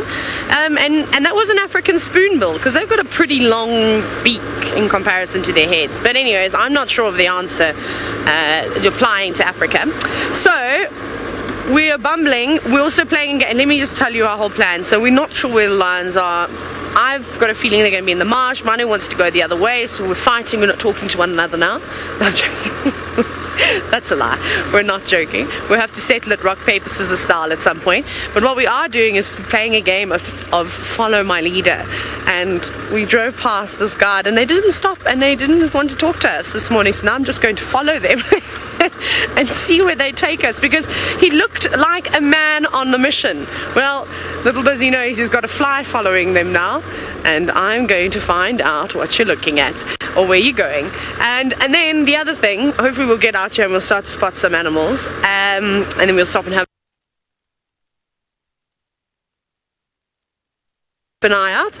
But I have an idea. How does a poem for the Jackal sound? Practicing. Oh, okay, I remember. This is the story of the fantastic four jackal pups that live down on the triangle floor. Oh no, I can't do it again. Nikki, please tell me you heard the poem, because I don't know if I can say that again. Did you get it? Oh, there's a long delay, unfortunately, so you can just see those jackal were running down here somewhere. They're coming to this thicket. Nikki, can you confirm for me that you heard my poem for the jackals? Oh my gosh, Nikki says I have to say it again. Okay, so let me say it again. What is that there? What is that there? That's not very good English. It's a warthog. Spotted a warthog, Manu. It's coming out of its burrow, I think, or it's just feeding along the burrow. Okay, so let me do the poem again. I'm starting it off and I need your help to finish it. You can decide how long you want it. We'll get creative and I'll read it at the end of drive. So hopefully Nikki or Faith can maybe just take the captions of the different lines and we can read the best one out, something like that. Okay, so this is the story of the fantastic four jackal pups that live down on the triangle floor. So those are my two lines, and you can add them. You can hashtag Safari Live, or you can do it on the YouTube chat. There's some pigs, like I said. I wasn't going to be surprised that we weren't going to see any out here. There's so many of their mounds around. It's a perfect sort of burrowing area. And are the birds starting to chirp yet? So I just stopped to have a little listen. No, not good enough just yet. You might hear a few bits of tweeting and something else, but we could be a bit far away for that though. There we go. Lots of dew, but very quiet, as you can see. Not much around, unfortunately. It's literally those warthogs, and then that is all. So I'm going to still follow this car because I have a feeling, like I said, they've got intel that I don't have, and I want to find out what it is. Manu, I know you want to find out what it is as well. So let's go and do that.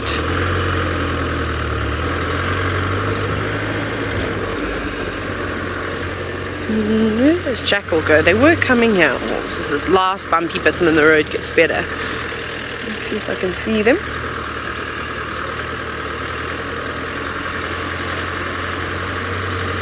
Is anyone still there?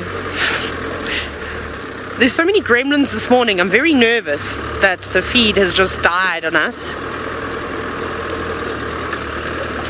Let me do a radio check. Oh, there we go. Someone is alive in final control. Now, 11 Bravo, I'm just going to keep bumbling along here. You're wondering whether Jackal will ever, I suppose, join up to try and hunt larger prey. That was the gist of it. No, I I've never seen that, but you can see lots of jackals, and we saw it the other day where there was, I don't know, Manu, how many jackals do we have? 6 or 7 jackal around that hippo carcass, and they were all adults. So all trying to get a bite. So you can see that. So around, come on, yellow-throated longclaw. No, of course you're going to land somewhere. I can't see you. I think it's got a worm.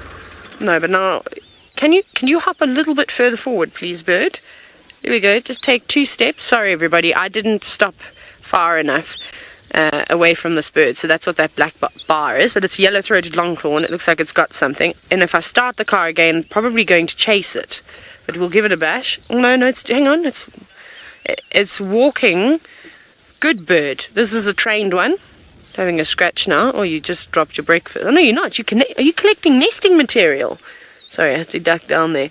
No, I spoke nonsense. It's not eating a grasshopper or anything. It looks like it's collecting some dry grass, probably to line the inside of its nest.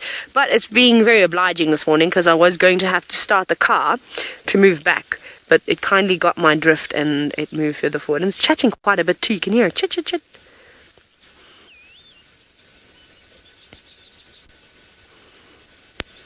That call that it's doing now reminds me of a bar-throated apalus.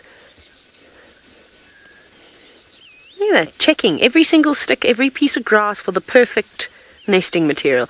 I didn't realize they were quite so fussy. And they are nesting at the moment. I'd still like to try and find one. And then also, when something moves too quickly, it obviously chases after it, looking for insects. Whoop, off it goes. Very cool, exciting. We're seeing a lot of fighting going on between the yellow-throated longclaws too. The males have been boxing quite a bit. Actually, this might be a bit of a dispute. There's another male coming in. You can hear him. That trio, trio, trio. That was them. I don't know. I've just been seeing them shooting up in the grass and shouting and sort of attacking one another with their feet and then flying back down into the grass. I don't actually know if that second one was a male or a female, but they both landed down. Always cool to see different interactions with birds. It's not necessarily the easiest thing to catch.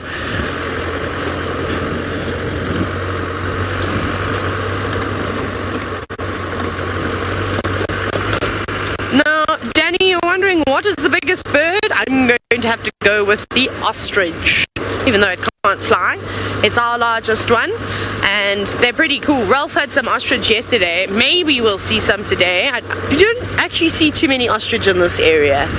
They don't seem to like it around here very much. I don't blame them. There's so many lions and hyenas, spotted hyena in particular, love to catch ostrich. Brown hyenas like to eat their eggs a lot. Actually, that was something I used to see quite often in the Eastern Cape, where there are lots of brown hyena, more brown hyena than I've seen spotted down there, and they were always feasting in the big nests that the ostrich make and eating all their delicious eggs. Them, the baboons, and the water monitors and the rock monitors were the culprit. Most seen animals down in the Eastern Cape harassing the poor ostrich. Here, I'm sure they're going to have a lot worse. They've got a lot more things out here that will be wanting to eat their eggs. Okay, so, Manu, did you see where our car went? Everybody's driving down that way, hey? I don't know why, though.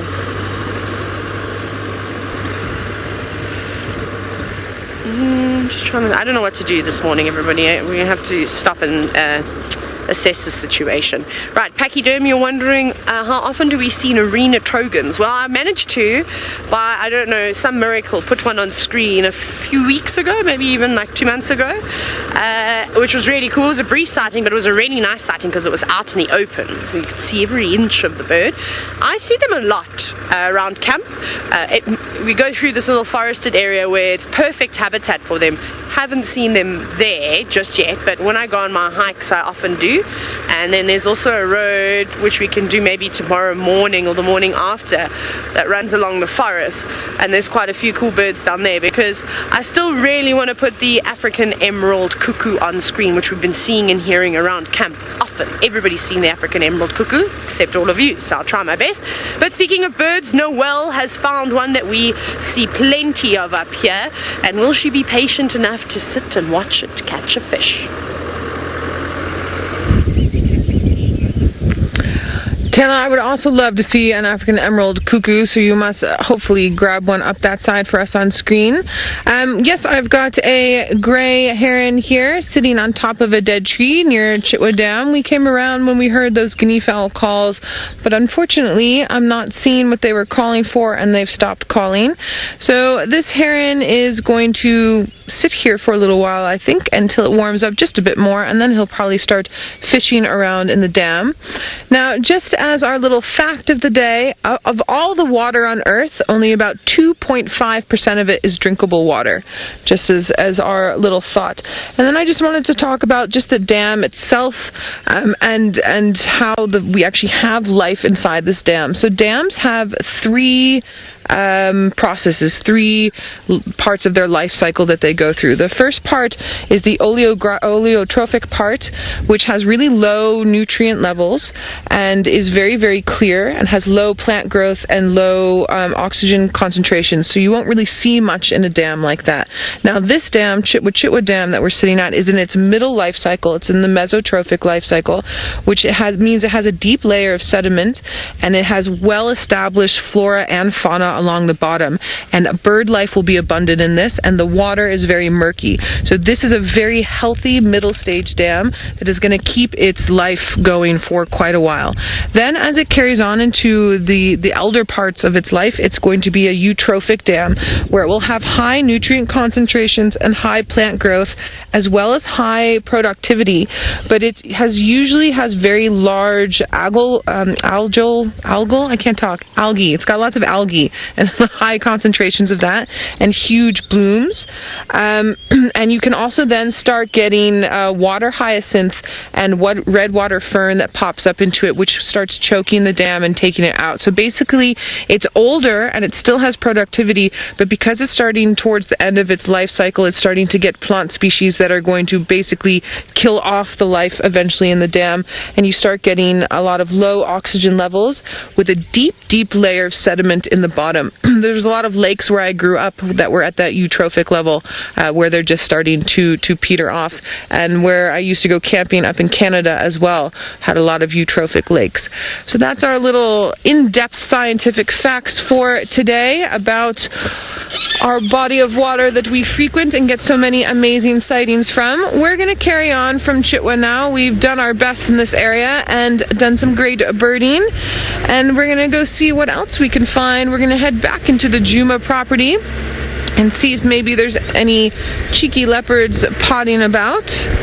But it seems as if the afternoons lately have been very good for leopards, and the mornings a little bit slower.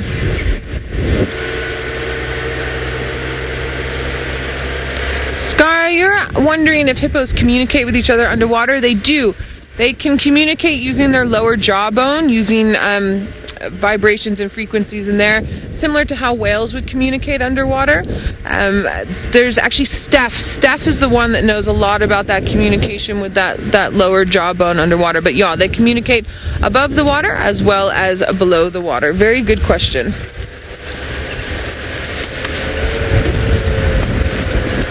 I'm very surprised the elephants haven't come yet. It's warm now. It's time. It's time for them to come for a drink. Maybe we'll catch them along the way as they're meandering towards the bodies of water. I think we'll check Twin Dams again, and then I think we'll probably go up the Mulwati and see if we pick up anything that might be lurking inside of there. Oh, we've got a European roller. Lovely. We haven't done European rollers lately. He's just here on the right-hand side, and as I say that, there's our European roller, having migrated down from Europe itself. On top, and then if we go up, oh, don't fly away. You can go to that other tree, that's fine. If we go from that European roller over to there we go, you've got it there. Excellent. Now, my first instinct was to say green-backed heron, but with all of that striping, I'm wondering if it is... I'm going to keep my mouth shut till I open my bird book. Let's just stand by one. It's a beautiful screenshot though. No, it is a greenbacked heron. I'm really want to see a dwarf bittern. I haven't seen a dwarf bittern in a long time. But the greenbacked heron, also known as a striated heron, it is indeed. He just has his little crest up and he's just sitting pretty there. So usually when we see them, it's quite murky. And we don't always get to get them with such a beautiful background and out in the open. So there we are. Oh, there. That's it with that light right there. That's your shot. Absolutely stunning. You can see why it used to be called a striated heron with all those stripes going down the front there. Now known as a greenbacked heron. Now, my curiosity is peaking as to why he would be up in this tree. We did see that the larger heron, the gray heron, up in that tree looking around, but usually these guys are down and around and looking for a meal along the edge of the water. Yeah, Gina, you and I are on the same wavelength. Gina's saying you've never seen one in a tree. I've seen one on tree branches close to the water. We're about 100 meters, 150 meters away from the water now, so maybe he's just warming up. Maybe he's just decided to be different to the other herons. Who knows? Beautiful. Great bird stuff today. Okay, carrying on. We still need to get our African hoopoe, and we still need to get our black-headed oriole and our southern ground hornbills.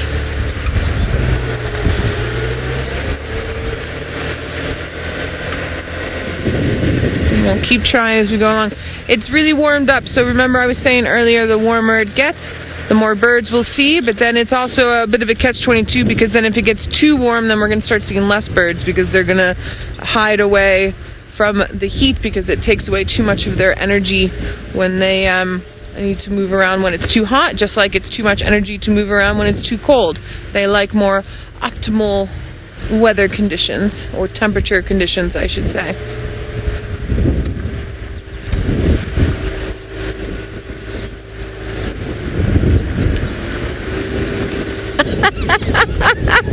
Noah Lambert from Fort Worth, Texas, you're saying, wow, this is happening now. I have a cool job. I do, Noah, I have one of the most amazing jobs you could ever have in the entire world. And this is happening right now. This is all live.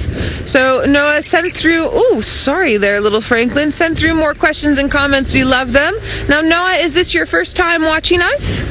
I would be interested to know. Oh, there's a green, don't fly away, stay right where you are. There's a green pigeon. Yes, African green pigeon. Absolutely fantastic. Look at those colors.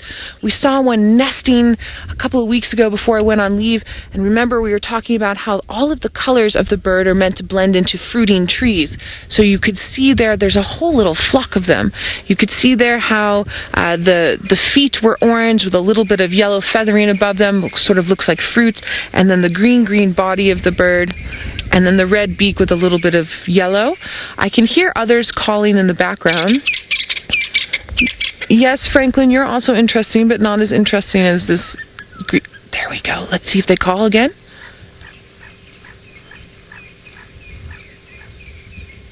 Could we hear that?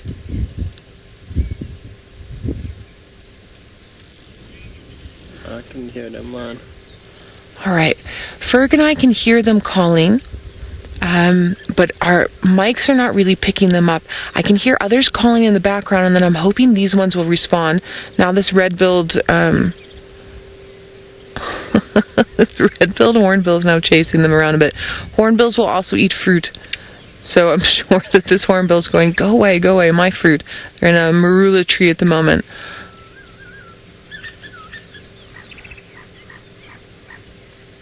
Did we hear that? Or is it just too soft?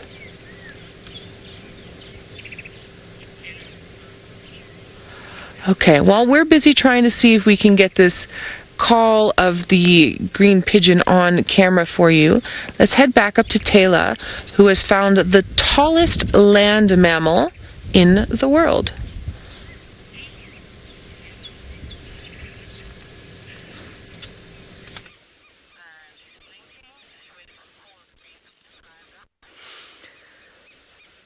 Well, I hope you get to hear the call of the African green pigeon, because it is a beautiful one. However, the animal that we is slightly more on the side, and you don't often hear them making very many noises, except for the little birds that sit on the tops of their necks. And there is one. There is a yellow-billed oxpecker, one of the 2 oxpecker species that we see in South Africa and up here in the Mara. The other one is the red-billed oxpecker, but they aren't as impressive. The yellow-billed is also just a little bit bigger, and then of course it's got that bright yellow beak with just the red tip. And it looked like there was a juvenile too, bouncing between the giraffe this morning, seeing who has got more parasites, because that's of course what they're eating on. And I think they'll also be getting warm.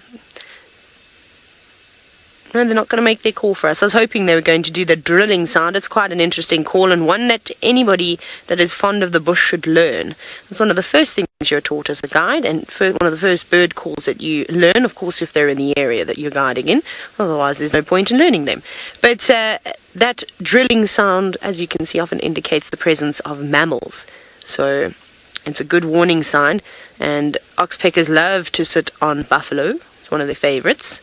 And they also will hang around hippos. So it's a good idea to learn them, because you don't want to stumble into a thicket that has got a sleeping buffalo or a sleeping hippopotamus laying low in a lugger. You could meet, well, it could be the last time they meet anything. But there's lots of giraffe here, and we've actually been quite lucky. We've been seeing them over the last few days. Rolf did an entire day, I think, not yesterday, the day before, where he was just searching for giraffe. It was quite cool. Or they were searching for him, and they found him around every single corner.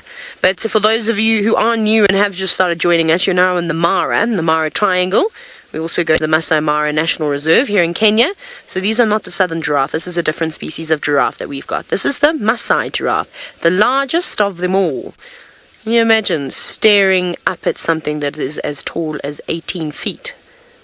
I'd love to get close to these animals on foot, just to see the height difference. And their patterns are so beautiful as well. But a giraffe's a giraffe, and they all eat the same thing.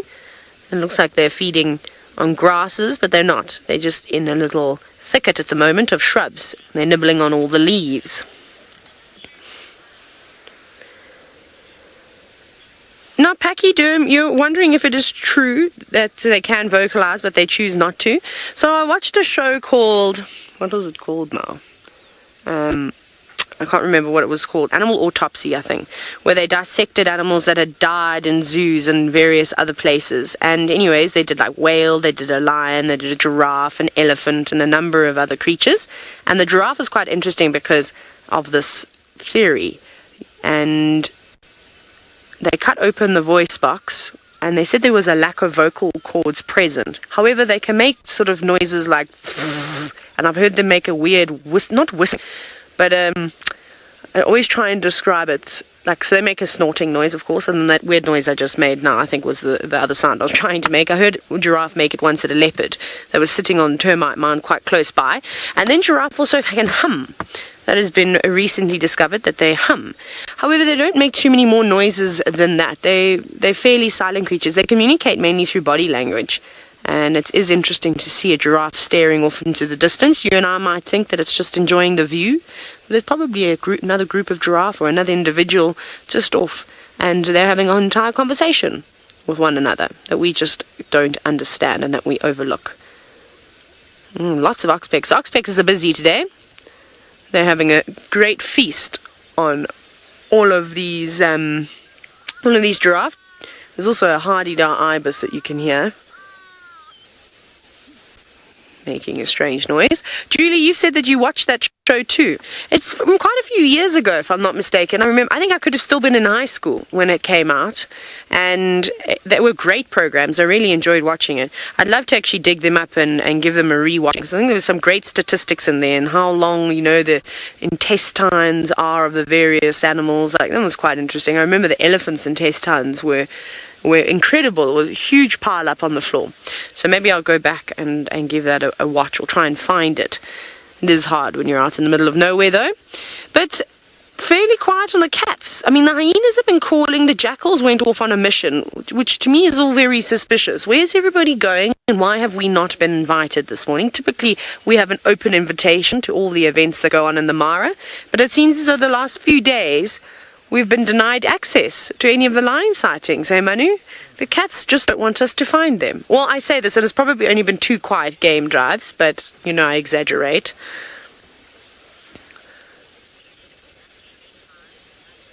Now, 11 Bravo, you're wondering if, essentially, if these trees have been pruned by the giraffe, or is this as big as they get? So I'm not actually familiar with whatever shrub this is. It grows all over the Mara, and particularly just before you get to the marshy areas and along the luggers. So that might help us when it comes to identifying this plant. And I think that it's a combination. I think it's not a tree, so it's a shrub, so it'll be less than about 3 meters or so. It doesn't get particularly big. I'm just looking, if I were to go and stand next to some of them, they might be just a little bit shorter than I am, or just taller than what I am. So you probably find that this shrub doesn't get more than about 2.5 meters at its absolute best. But like you rightfully said, they have got the giraffe, a lot of the Maasai giraffe here, and at the moment they're feeding along the drainage lines, and it's nice and lush, and the vegetation is great. And then of course there's all these shrubs, so they are pruning them to an extent, but I don't think it's a particularly big shrub anyways. But I think it's evergreen. I haven't seen it lose much of its leaves. It just kind of keeps growing. It reminds me of something you'd see in the Eastern Cape.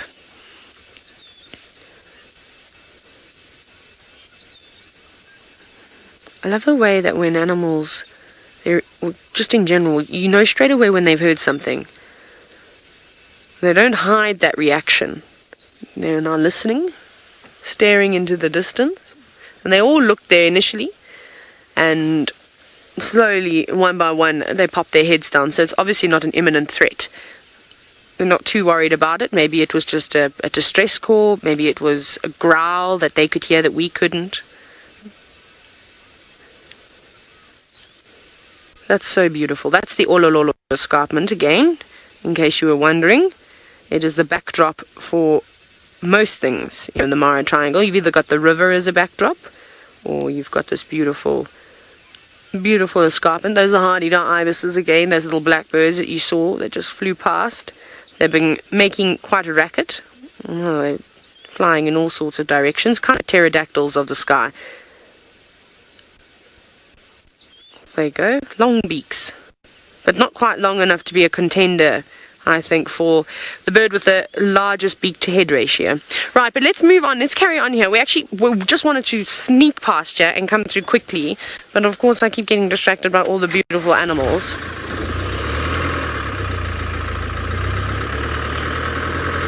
Now, there we go. That's a good question. We're going to carry on because we're searching for these lions.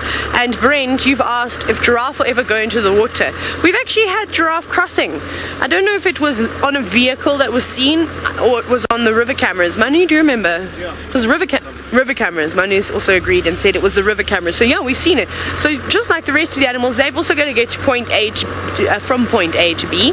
And sometimes that means crossing things like rivers. And they're fairly tough animals, even though they're on stilt-like legs. They're quite robust and they've got a firm stance, so it would take quite a bit to knock a giraffe off its feet. I mean, you can imagine that's how the males fight. They swing their heads at one another, and it does take a serious blow to get them to drop down onto their knees. So a bit of a current, I don't think that would do too much to a giraffe. I think they'd be able to cross fairly deep water. I don't know how common it would be to see that. Oh, I got so excited. I looked through this forest, and this is often where we see my 2 favorite lioness of the marsh that often hang around with the marsh breakaways, and I saw these orange things and I thought, oh yes, it's a whole pride of lions. Maybe the Angamas have pushed forward, but it wasn't. It was the impala, and they're just feeding there. So how crazy is this? And we've obviously also got an elephant. I'm going to quickly show you the animals that are here, and then there are lots and lots of birds around too. But what amazes me most is that how these animals are constantly moving around in between one another. 2 days ago, this was a crime scene, or 3 days ago, we had warthogs run in and 5 lioness tear it apart, very sadly for the warthog, but those lions had young cubs, so it was important that they fed too. And now, all of a sudden, we've got impala, there's warthogs, there's topi behind us, there's an elephant. It's crazy. It's just incredible how the ebbs and flows of the bush go. And watch, in 2 days' time, I bet those lioness will be back to their favorite spot. Okay, let's keep searching. So they're not here. Where could they be? It really does amaze me how these cats just completely disappear without a trace. The only thing that I can think of is, because we haven't, oh my goodness, I'm sorry, my mic pack has now fallen down the side, outside of the car, and it's attached to my head, so when it goes, it kind of takes my head with it. Let me put that back, I'll sort that out now. So the only thing that I can think is that they've gone into the forest, and they're now between the forest and the Mara River, and that was the last time we saw that lioness with some quite young cubs moving into one of my favorite secret spots. But no sign of her. Again, there aren't any roads going into the forest, so we could quite easily miss them. Shall we check the sandy roads for tracks? We can definitely do that. Let's check up here. Sometimes this can just point us in the right direction. I always tell you how I only need one footprint. Just one relatively fresh one. That's all I ask for.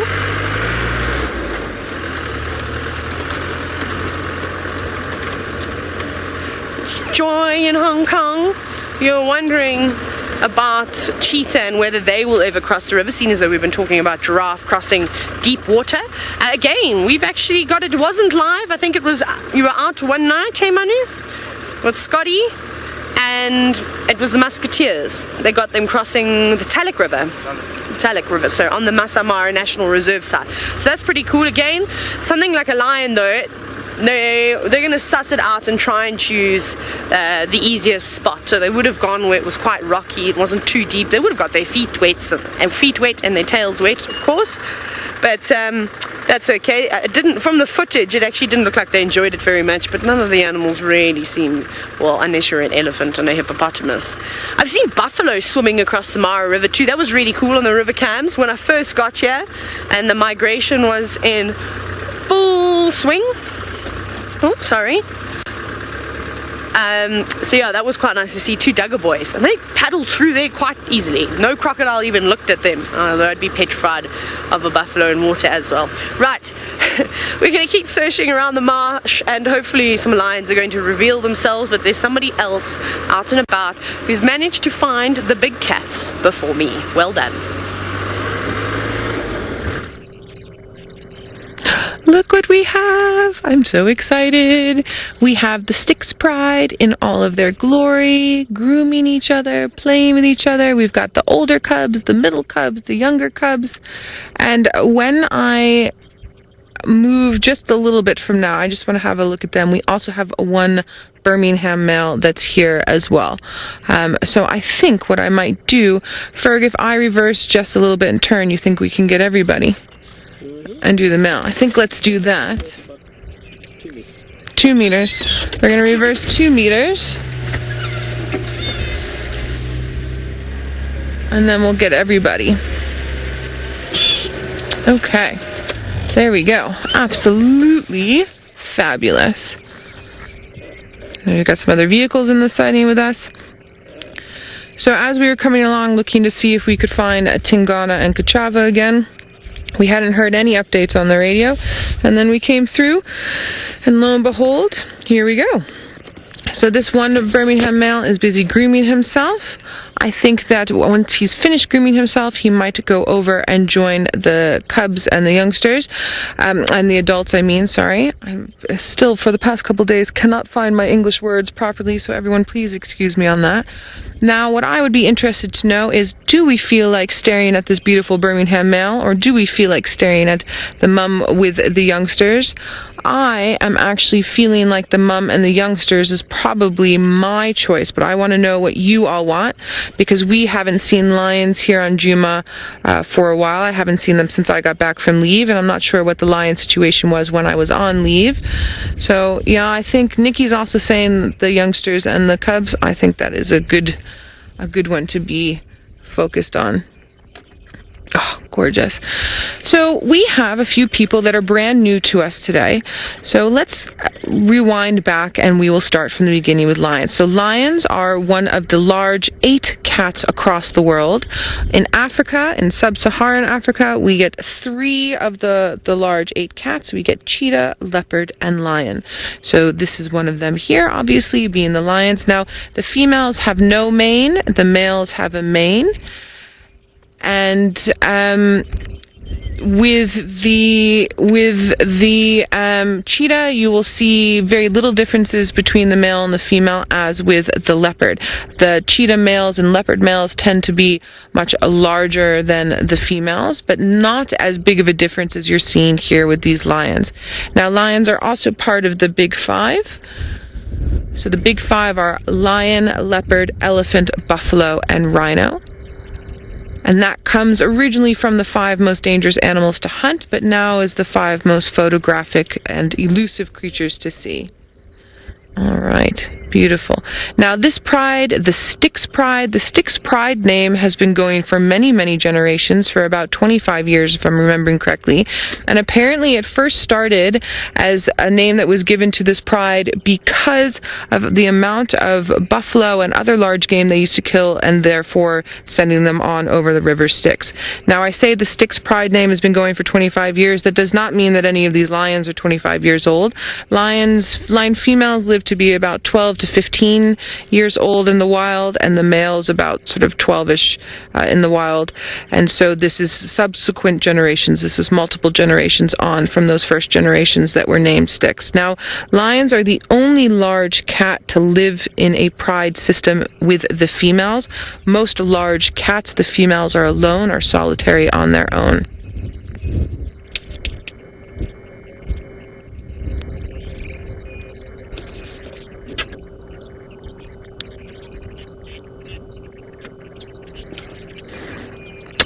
I like it, everybody. Everyone, most of you are saying, please, let's watch the cubs. I like it. There's a lot more movement that's happening there, and also the cuteness factor, of course. So what they're doing here while they're grooming each other, this is called allo grooming. So when you groom yourself, it's self-grooming. When you're grooming another one of your pride members, or Impala will do the same thing. It's called allo grooming, and a lot of this has to do with the fact that mom's making sure the little ones are clean, but you'll also notice that some of the little ones are cleaning some of the females. This is also just part of reaffirming the social bond. So when they start moving about, they are very aware of the fact that they need to remind each other just how much they care about each other, and reaffirm that bond so that the pride structure stays strong. And that's part of this. So the adults will do this with each other as well.